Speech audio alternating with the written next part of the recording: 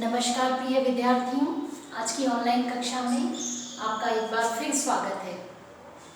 कल हमने घरेलू हिंसा और अधिनियम अर्थात हमने सामाजिक विधानों के कक्षा ली थी और उसमें ये बताया था कि सामाजिक विधान अर्थात जो भी अधिनियम है वो बनाने की आवश्यकता समाज में किस कारण से हुई, इसी के बारे में कल हमने कक्षा में बताया था। आज हम बात करेंगे घरेलू हिंसा अधिनियम 2005 अर्थात घरेलू हिंसा क्या है, किस कारण से उसको अधिनियम पारित सरकार द्वारा उसे करना पड़ा, उसकी इस अधिनियम बनाने की उसे क्या आवश्यकता रही, इसके पीछे क्या कारण रहे, इसके बारे में आज हम यहाँ पे विस्तृत रूप से चर्चा करेंगे। घरेलू हिंसा, पहले हम ये समझेंगे कि आखिर घरेलू हिंसा क्या है।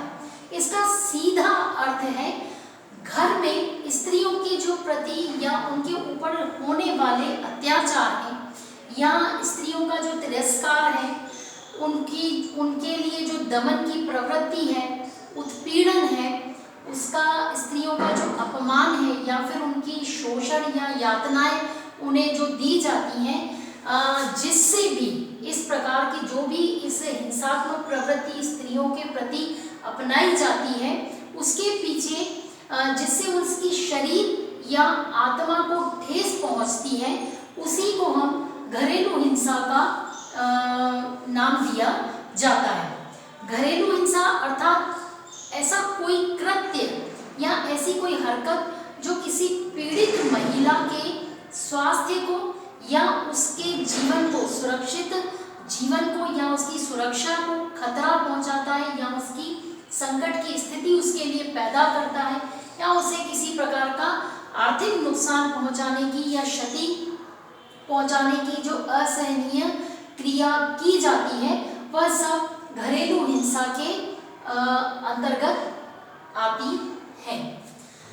अब ये जो घरेलू हिंसा अधिनियम है वो महिलाओं के सशक्तिकरण के लिए या फिर महिलाओं के जो विरुद्ध हिंसा होती है, इसके लिए केंद्र सरकार ने 2005 में एक प्रस्ताव पारित किया और इसको 26 अक्टूबर 2006 से इसको लागू किया गया।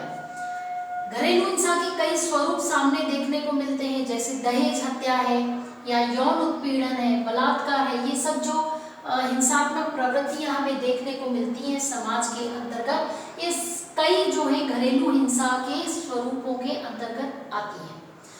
हम बात करते हैं आगे घरेलू हिंसा के कारणों की। आखिर क्या कारण है कि जिसके कारण घरेलू हिंसाएं बढ़ती हुई समाज में दिखाई देती हैं। इसमें सबसे पहला हम कारणों की बात करें तो पहला कारण है पुरुष प्रधान समाज अर्थात भारतीय समाज में प्राचीन काल से ही जो समाज रहा है वो पुरुष प्रधान समाज रहा है और जो स्त्री है उसको जो दर्जा मिला है वो दोयम दर्जा मिला हुआ है। पुरुषों के उसे ये कहना नहीं चाहिए, लेकिन अभी वर्तमान स्थिति थोड़ी सी बदली हुई है, लेकिन हम प्राचीन की बात करें तो पुरुषों का क्या रहा है कि वो नारी को या स्त्री को एक दासी के समान समझता था। इस कारण से भी उसमें हिंसात्मक प्रवृत्ति जन्म लेती थी। दूसरी बात करें हम शिक्षा का अभाव, तो दूसरा बिंदु है शिक्षा का अभाव, जिसके अंतर्गत हम ये कह सकते हैं कि समाज में यदि घरेलू हिंसा का एक जो कारण, मुख्य कारण है वो अशिक्षा भी है। शिक्षित स्त्रियों को जो प्राचीन काल में कम पढ़ाया जाता था, तो शिक्षित न होने की जो वजह है उसका लाभ भी स्त्रियों को नहीं मिल पाता और वो स्त्रियां भी अपने महत्व को नहीं पहचान पाती और इसे अपने अधिकारों को नहीं जान पाने के कारण भी उन्हें पुरुषों का दमन सहना पड़ता है। तीसरी बात करें हम असामंजस्यता की। असामंजस्यता अर्थात अनुकूलन की समस्या। परिवार में कलह शुरू ही तब होती है जब पति पत्नी के बीच विवाद की स्थिति होती है, दोनों में आपस में अनुकूलता और सामंजस्य स्थापित नहीं हो पाता और वे दोनों एक दूसरे की गलतियों को माफ न करके उनकी शोषण की प्रवृत्तियों को अपनाने लगते हैं, तब क्या होता है कि शारीरिक तौर पर मजबूत पुरुष यदि कमजोर महिलाओं का दमन करने की उसमें प्रवृत्ति उत्पन्न होती है, जिससे भी ये भी एक घरेलू हिंसा का एक कारण बन जाता है। आगे बात करें हम, व्यक्तित्व का पूर्ण विकास न होना, अर्थात क्या, घरेलू हिंसा का एक कारण यह भी माना गया है कि व्यक्तित्व का पूर्ण विकास नहीं हो पाता। अर्थात क्या है कि यदि पुरुष की बात करें या स्त्री की भी बात करें तो ऐसा नहीं है, अपने क्रोध पर नियंत्रण न पाने की वजह से या तो वह हिंसक हो जाते हैं और या फिर यदि आज जो वर्तमान स्थिति हम देख रहे हैं, नशे की प्रवृत्ति का शिकार होने के कारण भी घरेलू हिंसा में बढ़त दिखाई दे रही है। अगली बात करें हम, बढ़ता प्रोफेशनलिज्म। बढ़ता प्रोफेशनलिज्म में क्या है कि महानगरों में ज़्यादातर हमें ये देखने को मिला है कि उच्च शिक्षित होने के बावजूद भी घरेलू हिंसा बढ़ रही है। कारण क्या है कि पुरुष और स्त्रियां दोनों पेशेवर होने के कारण मशीनों और कंप्यूटर की तरह काम कर रहे हैं दिन प्रतिदिन, लेकिन उनमें वास्तव में आपसी समझौता और कई बार आपसी भावनाएं जो है वो विलुप्त होती दिखाई दे रही है, और जिस कारण से तनाव बढ़ रहा है, और ये तनाव भी एक प्रकार से घरेलू हिंसा का कारण बनती है। अंत में एक बात करें तो वो है अवैध संबंध।